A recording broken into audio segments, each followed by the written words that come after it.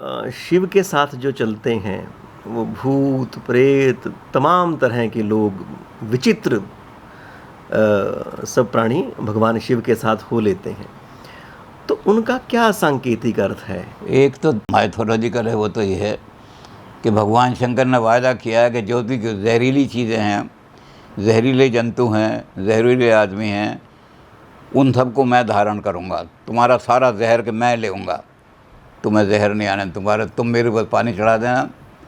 तो जितनी भी जहरीली चीज़ें हैं मनुष्य के लिए, भूत हैं, प्रेत, सब शिव जी ले जाते हैं अपने साथ।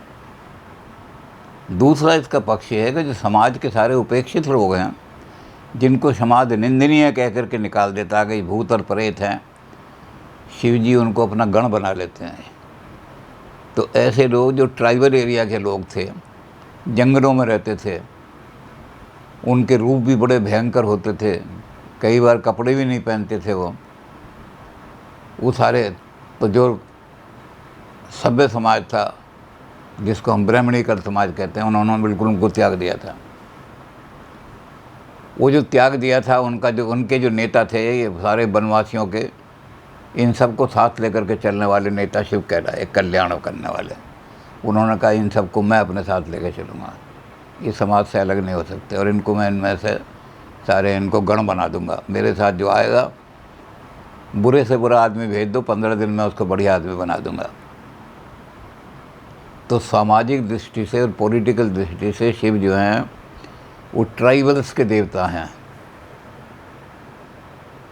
सारे इतिहासकार यही मानते हैं कि जो ट्राइबल्स का शिव जो है ट्राइबल्स का देवता है। जिन ट्राइबल को बिल्कुल उपेक्षित कर दिया था हमने समझ करके, उन सबको इकट्ठा करके ट्राइबल्स को और उनके साथ लेकर के चलने वाला भगवान शंकर हैं।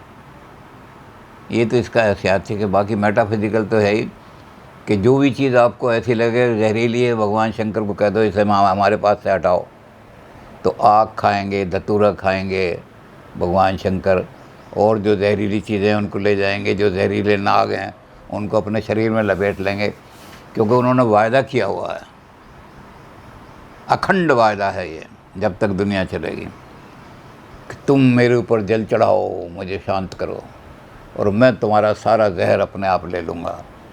जहाँ भी जहर दिखाई देगा, कांतर है, बिच्छू है, सांप है।